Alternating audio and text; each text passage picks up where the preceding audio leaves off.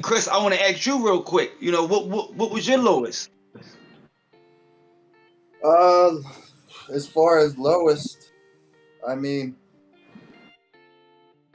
one of the first things that pops in my mind is I was in a 13-year relationship, and 13 years straight, I was happy. I had my own house, was doing well, and then by the end of that, I had just gotten out of prison and was doing well, was doing very well. I had a great job and everything, and then I relapsed, right?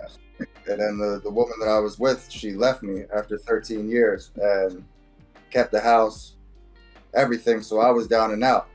I didn't. I slipped into a funk for a while, and I distinctly remember when I was in that funk. I wanted to just stay in it. I remember that's how bad it was. Is I wanted to just stay in it. It was comfortable for me, more to almost feel sorry for myself, right?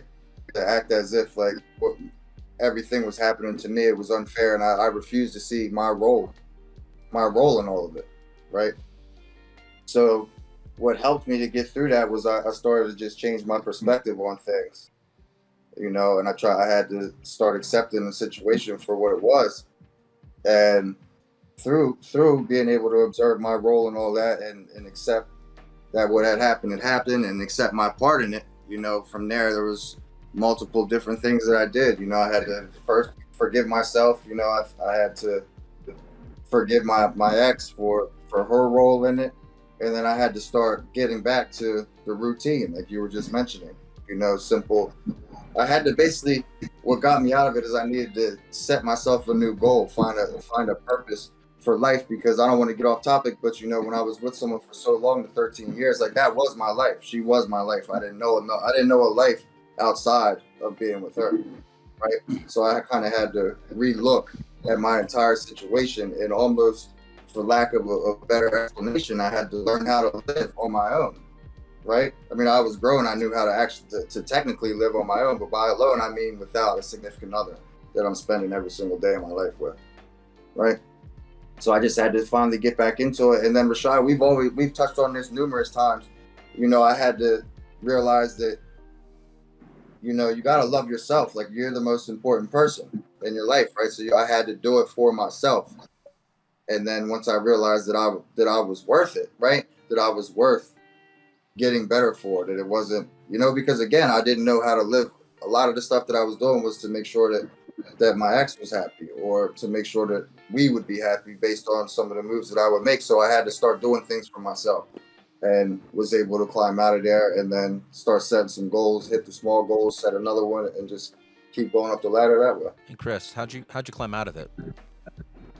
How did I climb out of it? Yeah. I had to literally reassess my situation.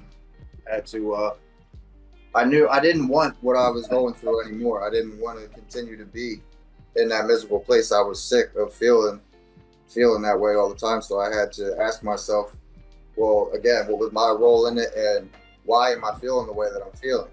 Okay, well, you're feeling this way because you're doing X, Y, and Z. So how can I change X, Y, and Z?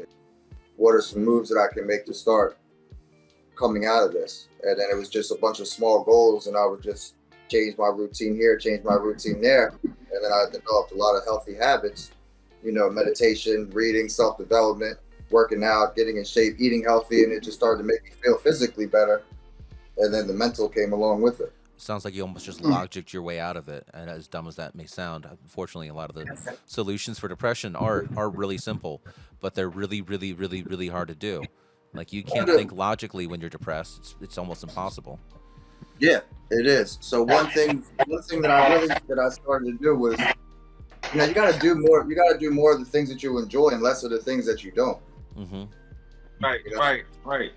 We got to do more things that we enjoy, because it puts us in that positive state, rather than things that we don't, that are bringing us down into a negative state. And it can be something as simple as listen to this. Like, I used to watch the news, but when I actually sat back and assessed it, did I enjoy watching the news? No, I actually didn't, because the news was just bogging me down with a bunch of negativity. And once I actually looked at it, I realized it was just giving me anxiety and making me stressed out, really. So that was actually something that I didn't like to do, that for some reason I thought that I did. So I haven't watched the news in years, So just little actions like that. do more of what you like and less of what you don't.